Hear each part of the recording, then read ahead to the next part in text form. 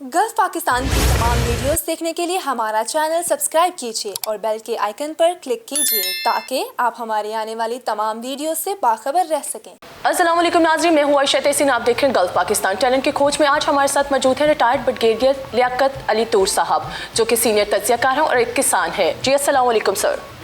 जी वालेकुम अस्सलाम। अल्लाह का शुक्र है, अल्हम्दुलिल्लाह ठीक ठाक हैं sir. Welcome to my show. Thank you very much. Sir, आपसे पहले जानना चाहेंगे कि आपने बुनियादी तालीम कहाँ से हासिल की? बुनियादी तालीम 5वीं तक तो इधर उधर फिरते रहे। मेरे वालिद साहब महकमा नहर में थे और पोस्टिंग्स होती रहती थी, तो उसके बाद 5th ऑनवर्ड्स मैंने सेंट्रल मॉडल स्कूल लोअर माल लाहौर से मैंने तालीम हासिल की मैट्रिक तक। उसके बाद गवर्नमेंट कॉलेज में दाखिल हुए और गवर्नमेंट कॉलेज में FSC किया। फिर अभी सिलसिला तालीम जारी था कि फ़ौज में सेलेक्ट हो गए और आर्मी में चले गए। बाकी तालीम फ़ौज के आर्मी में आना आपका अपना शौक़ था या बाय चांस आप आर्मी की तरफ आ गए? नहीं जी, आर्मी में आना अपना शौक़ था। आप ये समझ लें कि बहुत ज़्यादा शौक़ था और फ़ौज में ही जाना था, बाकी किसी तरफ ध्यान नहीं था। और ये वजह थी कि अब वो ज़माना देखें ना, हम लोग 68 में मैट्रिक किया तो 65 वॉर में अल्लाह ताला ने पाकिस्तान को फतह दी थी अपने से 5 गुना बड़े दुश्मन पे। तो वो 65 और 71 के दरमियान का जो ज़माना है उसमें आर्मी की पॉपुलैरिटी नौजवानों में आसमान को छू रही थी। तो उसी जज्बे से मैं भी फ़ौज में जाना चाहता था। हालांकि मेरे जो मार्क्स थे वो काफ़ी ज़्यादा थे और बहुत सारे लोग उस पर मुझे कहते थे कि तुम क्यों फ़ौज में जाते हो। सर, करियर में कौन कौन से हर्डल आपको फेस करना पड़े? हर्डल्स तो की एक लंबी दास्तान है। पहले तो फ़ौज में आए, फ़ौज में आना एक एक्साइटमेंट थी कि सिलेक्ट होंगे कि नहीं होंगे, लेकिन ठीक है हो गए। उसके बाद मिलिट्री ट्रेनिंग, PMA का टाइम, और हम अभी PMA में ही थे कि जंग शुरू हो गई भारत के साथ और उसी बरसती गोलियों और बमों के दौरान हम पास आउट हुए। और हमारी ट्रेन जो उस वक्त ट्रेनिंग के लिए मैं कोयटा भेजा जा रहा था, तो हमारी ट्रेन पे भी बॉम्बिंग हुई। तो हर्डल्स तो बहुत सारे हैं। उसके बाद मुझे इन्फेंट्री में जाने का शौक़ था। हालांकि मैंने प्री इंजीनियरिंग का सर्टिफिकेट मेरे पास था FSC का, लेकिन मैंने इन्फेंट्री में ही जाना मुनासिब समझा। और फिर वो आप कह लें कि जज्बा सिपाहियाना था जो किसी तरह उसकी तशफ़ी नहीं होती थी। तो मैंने स्पेशल सर्विस ग्रुप के लिए वॉलंटियर किया जब मेरी नौकरी सिर्फ मेरा ख्याल है 2 साल से भी कम थी। तो 1974 में मैं चराट पहुंच गया और उनकी ट्रेनिंग की। वो भी बहुत मुश्किल ट्रेनिंग थी, बड़े हर्डल्स थे, लेकिन बहरहाल अल्लाह की मेहरबानी से वो मरहला भी पूरा हुआ। और SSG में नौकरी की मैंने। पहले 6 साल का एक टेन्योर किया, फिर वापस अपनी रेजिमेंट में आ गए और चंद एक कोर्सेज़ किए। उसके बाद मैं स्टाफ कोर्स किया और फिर दोबारा SSG में SG2 ऑपरेशन चला गया। उसके बाद फिर पलटन कमांड की अपनी और दोबारा फिर SSG में मैं सीनियर स्टाफ में चला गया। सर, आप 23 मार्च को कैसे देखते हैं? ये 23 मार्च की बड़ी सिग्निफिकेंस है। करारदाद पाकिस्तान जिसको हम कहते हैं वो इसी दिन पास हुई और पेश हुई, फिर पास भी हुई। और उसके ऊपर जो पाकिस्तान को हासिल करने के लिए प्लान था, आप कहें कि वो बुनियादी खाका जो पाकिस्तान का था वो इस दिन तश्कील पाया। और उसके मकासद जो थे जिसके लिए फिर मुस्लिम league, all India Muslim league ने कायद आज़म की सरबराही में जो जद्दोजहद की, वो 7 साल की जद्दोजहद पाकिस्तान हासिल करने में कामयाब हुई। और पाकिस्तान के जो मकासद थे वो आज भी हमारे आइन का हिस्सा हैं ऑब्जेक्टिव रेजोल्यूशन की सूरत में। तो हमें चाहिए कि पाकिस्तान की वो जो हमारे फाउंडिंग फादर्स का जो प्लान था उसको अंजाम तक पहुंचाएं, उस प्लान को कंप्लीट करें। हमने मुल्क बना लिया लेकिन हम आपस में डिवाइडेड रहे, हमें वो इत्तेहाद पैदा ना हो सका, वो वलवला जो था वो कमज़ोर हो गया और हम ज़ातियात में और ख़ुदगर्ज़ी में आ गए। मौलाना हाफिज़ का शेर है, हम कारम ज़ ख़ुद कामी बदनामी रसीद आखिर, कि मेरे तमाम कामों का नतीजा बदनामी इसलिए निकला कि मुझ में ख़ुदगर्ज़ी आ गई थी। तो अल्लाह ताला रिवार्ड या इनाम बेलौस काम का देता है। جب آپ میں غرض کا عنصر شامل ہو جائے تو پھر آپ ان مقاصد کو حاصل کرنے میں کامیاب ہونا مشکل ہو جائے گا جو مقاصد پاکستان بنانے والوں نے اپنے سامنے رکھے تھے اور آپ کو وصیت کر کے گئے تھے کہ ان کو پورا کرنا۔ سر، آرمی میں آنے کے بعد فیملی کو ٹائم دینا مشکل ہو جاتا ہے، تو فیملی کا کیا رد عمل رہتا تھا آپ کا؟ جی نبھاتے ہیں ہمارے ساتھ، نبھاتے ہیں آپ کے ساتھ؟ جی ہاں بالکل نبھاتے ہیں۔ فیملی سپورٹیو ہے اس کا مطلب آپ کی؟ جی ہاں سپورٹیو ہے، وہ انہوں نے دیکھ بھال کے فوجی سے شادی کی تھی تو ان کو پتہ تھا کہ فوج کے کیا حالات ہیں۔ سر، اب پاکستان کے جو حالات چل رہے ہیں اس کے بارے میں آپ کیا رائے دینا چاہیں گے؟ میں کس سمجھتا موڑ ہوں پہ دیکھ رہے ہیں پاکستان کو، جو سچویشن ہے؟ پاکستان نے بہت کامیابیاں بھی حاصل کی ہیں، پاکستان نے بہت آپ دیکھیں کہ مشکلوں کے اوپر بھی قابو پایا ہے، پاکستان کی بڑی مخالفت ہوئی ہے، بیرون دنیا میں کوئی دیکھنا نہیں چاہتا تھا کہ کسی اسلامی ملک کے پاس نیوکلیئر پاور ہو، پاکستان نے وہ حاصل کی، پاکستان پہ جنگیں مسلط کی گئیں اور پاکستان کو 2 لخت بھی کیا گیا، لیکن اس کے بعد پھر پاکستان ابھر کر آیا اور نیوکلیئر پاور بن گیا۔ تو ہم نے اچیومنٹس بھی بڑی ہیں، آپ نے اس دنیا کا سب سے خوبصورت شہر صرف 50 ایئرز میں بنا دیا۔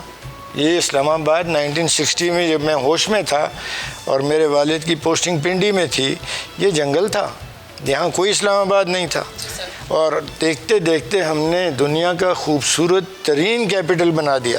تو کیا یہ اچیومنٹ نہیں ہے؟ آپ نے اس ملک میں روڈز اور موٹر ویز کا نیٹ ورک بچھا دیا، اس ملک کی جو آپ کہیں کہ آرمڈ فورسز ہیں ان کی دنیا عزت کرتی ہے، تو یہ سب ہماری اچیومنٹس ہیں۔ ہاں ہم مشکلات بڑی آئیں، ہماری سیاست خراب رہی۔ سیاستدانوں کے لحاظ سے پاکستان کو کس طرح دیکھنا چاہیں گے آپ کہ جو آج کل ہمارے ملک میں سیاست کا حال ہے، اس کے بارے میں کیا بتانا پسند کریں گے؟ اپنی رائے کا اظہار کر دیں۔ جی بالکل، ایک پاکستانی ہونے کی حیثیت سے اور ایک پاکستانی فوجی ہونے کی حیثیت سے میری بھی یہ دلی خواہش ہے کہ پاکستان میں اسٹیبلٹی ہو اور پاکستان کے اندر استحکام ہو، پاکستان ترقی کرے، پاکستان کے عوام بھی غربت کی لکیر سے نیچے جتنے چلے گئے ہیں اور جو جا چکے ہیں ان کو معاشی خوشحالی ملے اور پاکستان کی جو معیشت ہے یہ مضبوط ہو۔ دنیا میں مقام حاصل کرنے کے لیے اور دنیا میں اپنی بات منوانے کے لیے معیشت کا مضبوط ہونا بہت ضروری ہے۔ ہمارے پاس بہت اچھی فوج ہے، ہمارے پاس نیوکلیئر ویپنز بھی ہیں، لیکن اقتصادیات ہماری کمزور ہے اور ہمیں محنت کرنا ہے۔ ایسا نہیں ہے کہ ہمارے پاس وسائل نہیں ہیں۔ آپ دیکھیے دنیا میں جتنی ڈیولپمنٹ ہوئی ہے، میرا ایک نظریہ ہے، وہ میں بات یہاں کر دیتا ہوں کہ دنیا میں جہاں ڈیولپمنٹ ہوئی ہے، لوگوں نے ڈینس ایریا جہاں پہ آبادی بہت زیادہ تھی وہاں سے لوگوں کو اٹھا کر غیر آباد علاقوں میں آباد کیا اور نئے شہر نئی بستیاں بسائیں۔ آپ اسرائیل کو دیکھ لیں، آپ امریکہ کو دیکھ لیں، وائلڈ ویسٹ میں انہوں نے وہاں پہ جا کے لوگوں کو بسایا، ان کو پروٹیکٹ کیا، ان کو گارنٹی دی کہ تم یہاں پر اگر ملک کے لیے کام کرتے ہو تو تمہیں کوئی ہاتھ نہیں لگا سکتا۔ اسی طرح انگلینڈ نے کیا، اپنے ایریاز میں کیا، پھر آسٹریلیا میں کیا، کینیڈا میں کیا۔ ہمیں اللہ تعالیٰ نے ایک انتہائی وسائل سے مالا مال ملک دیا، ہم نے اس کے خالی ایریاز کو ایسے ہی چھوڑا ہوا ہے۔ ہم کہتے ہیں جی یہاں کوئی نہ آئے، وہاں کے لوگ کچھ وہاں کے ایسے شرپسند آ جاتے ہیں، نہ کام ہونے دیتے ہیں، ہاں وہ کہتے ہیں جی ہم کسی کو نہیں آنے دیں گے۔ تو یہ پاکستان کے آئین میں درج ہے کہ کوئی پاکستانی شہری پاکستان کی جغرافیائی حدود کے اندر جہاں چاہے سکونت اختیار کر سکتا ہے۔ اس آئینی حق کو مہیا کرنا عوام کو حکومت کا فرض ہے۔ بدقسمتی سے ہم بہت عرصے تک ہمارا جو رویہ تھا وہ یہ تھا کہ وہاں نہ جاؤ، وہاں جائیں گے تو یہ ہو جائے گا، وہاں جائیں گے تو وہ ہو جائے گا۔ ہم نے 75 سال لے لیے گوادر کو وہ نہیں بنایا جو دبئی ہے یا جو ابو ظہبی ہے۔ گوادر میں ان جگہوں سے بہت زیادہ پوٹینشیل ہے اور ہم ابھی تک گوادر کو ڈیولپ نہیں کر سکے، اور یہ کہ جی وہاں ہنگامے ہوتے رہتے ہیں۔ آپ یہ جواب کیوں نہیں دیتے کہ جو انسیٹلڈ ایریاز ہیں، جو اسٹیٹ کی ملکیت ایریاز ہیں، اسٹیٹ کو حق حاصل ہے کہ وہاں پر آباد کاروں کو بسائے، اور جو بھی نوجوان لوگ یہ آباد کاری کرنا چاہتے ہیں ان کو وہاں ایک اچھی اور پروڈکٹیو زندگی کی گارنٹی مہیا کرنا حکومت کا فرض ہے. کیونکہ اور سر یہ ہونا ریاست چاہیے. ذمہ دار ہے نا عوام کو پروٹیکشن پرووائڈ کرنے میں. بالکل ذمہ دار ہیں, ہمارے حکمران ذمہ دار ہیں. لیکن سر ہمارے حکمران اس چیز پہ توجہ تو دیتے نہیں ہیں. یہی تو میں کہہ رہا ہوں کہ 75 سال گزر گئے, 45% پاکستان کا لینڈ ماس جو ہے وہ بلوچستان میں ہے. جی سر. 45% ایریا پاکستان کا, بلوچستان کا آج تک 95% غیر آباد ہے, دشت ہیں.